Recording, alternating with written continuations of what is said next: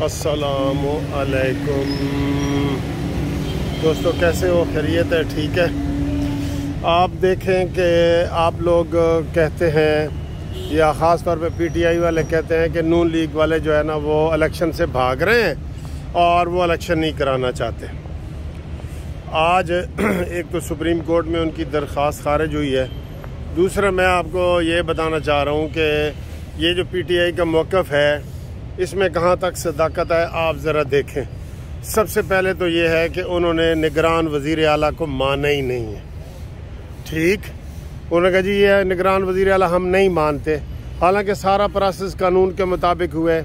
उनके सामने 3 नाम रखे गए हैं, तीनों उन्होंने रिजेक्ट कर दिए हैं। जो ये वज़ीर आला था पेजा वज़ीर आला। अब पेजा मैं उसको इसलिए भी कहता हूँ कि शराब की बोतलें और गंदी बातें उससे बड़ी बरामद हुई हैं, बड़ी बरामद उसका नाम लगा है एफआईआर में और बयान में। तो परवेज़ इलाही ने उन तीनों में से एक को भी पसंद नहीं किया। ठीक है, फिर वो 3 नाम गए हैं स्पीकर पंजाब असम्बली के पास जो कि इमरान खान का है। इमरान खान ने वो नाम भी पसंद नहीं किए। ठीक, तो उसके बाद फिर इलेक्शन कमीशन के पास गए हैं बंदे और इलेक्शन कमीशन ने जनाब वो फिर एक ऐलान कर दिया, जो एक ही करना था ना वो उसने कर दिया। तो जो ही वो किया तो उसके ख़िलाफ़ मुहिम शुरू हो गई कि हम उसको नहीं मानते। और भाई नहीं मानते तो हमारा इसके पास कोई हल नहीं है। किसी का दिमाग ख़राब हो जाए तो उसका हल किसी के पास है। 3 नामों में से भी तुम एक नाम पसंद नहीं कर रहे, चलें जो कम बुरा था वो कर लेते। ठीक है, नहीं न किया और आप कहते हैं जी कि हमें निगरान वज़ीर आला मंजूर ही नहीं है। तो फिर किस चीज़ के इलेक्शन बताएं? इलेक्शन को तुम मानोगे?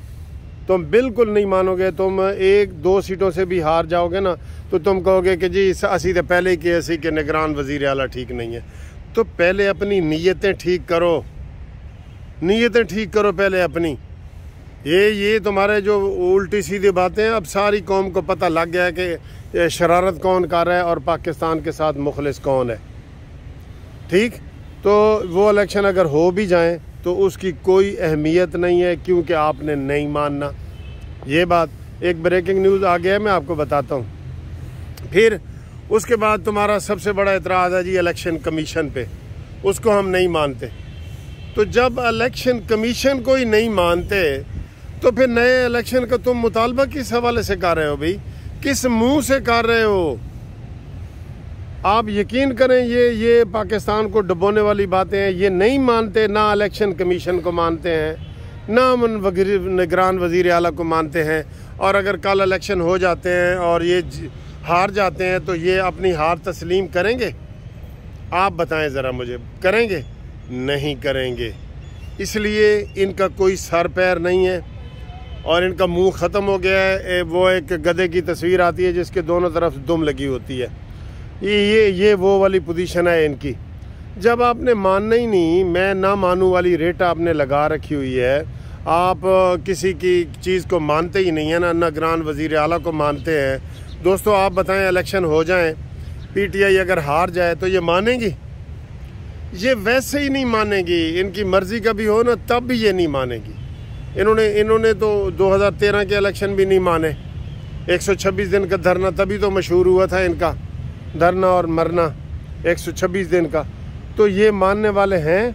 तो इसका मतलब ये है कि ये किसी सूरत नहीं मानेंगे, और किसी सूरत नहीं मानेंगे तो इसका मतलब है कि ये पाकिस्तान को ना जाने में, अनजाने में या जाने में ये पाकिस्तान की तबाही के ज़िम्मेदार होंगे कि नहीं होंगे? बताएं। ये इलेक्शन करवाएं निगरान वज़ीर आला ये, और ये इलेक्शन कमीशन भी यही हो तो ये कैसे मानेंगे? रोज़ तो उनको गालियां दे रहे होते हैं। अब आए जी जिसकी वजह से मैंने वीडियो बनाई है।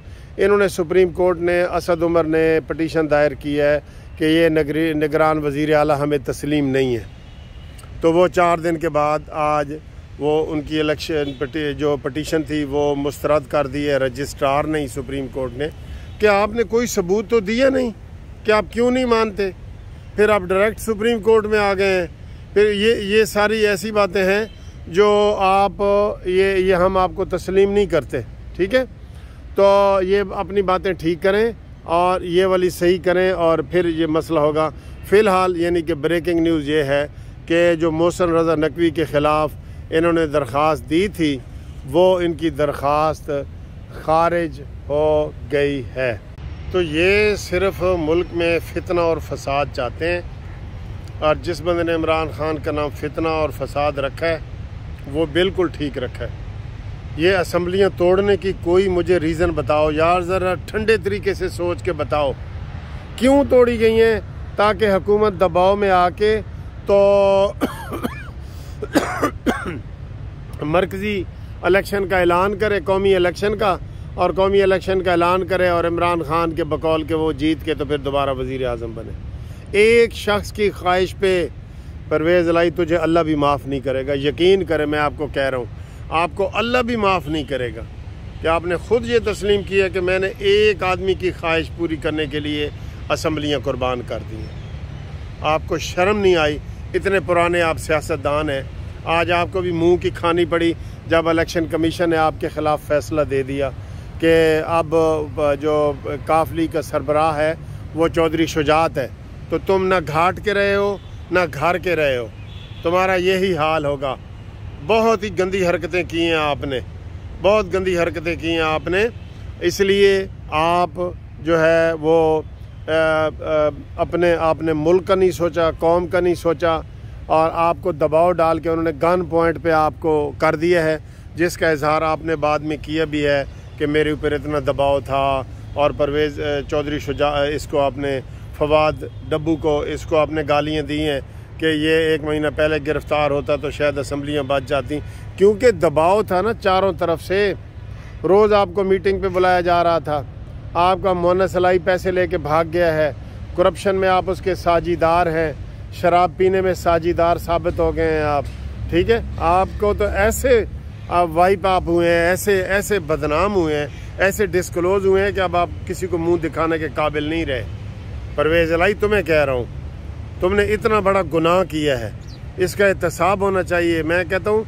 और ये फौरी तौर पे कानून साजी होनी चाहिए कि जो 1 से ज़्यादा सीटों पे लोग इलेक्शन लड़ रहे हैं, इमरान खान फिर तमाशा कर रहा है कि मैं 35 सीटों पे इलेक्शन लड़ूंगा, इसका भी तोड़ करें। ये हुकूमत कुछ कर नहीं रही, बिल्कुल इसका तोड़ करें ये बिल ही पास कर दें। वो बिल तो आसानी से पास हो सकता है कि जो 1 से ज़्यादा से लड़ेगा, जब छोड़ेगा तो वो ख़र्चा वो देगा, जब वो 1 से ज़्यादा लड़ेगा तो 4-4 सीटों पे ये खुद लड़ते हैं, इनके अपने मफाद हैं, पाकिस्तान को ये नुकसान पहुंचा रहे हैं सारे मिल के। सर जी एंड पे आप जाएंगे ना तो आपको यही दुख होगा कि यार ये सारे मिल के ना अपने मतलब के लिए, अपने स्वार्थ के लिए, अपने मतलब के लिए, खुद गर्जी के लिए इन्होंने पाकिस्तान को दबाव पे लगाया हुआ है।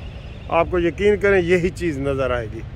और इसका जब डीप में जाता हूँ तो मुझे तो रोना आ जाता है कि यार ये खिलवाड़ पाकिस्तान के साथ कर रहे हैं, जिसने पाकिस्तान ने इनको इज़्ज़त बख्शी है उसको ये वही थाली में कहते हैं, जिस थाली में खाओ उसमें सुराख कर रहे हैं। ये पाकिस्तान को डुबो रहे हैं।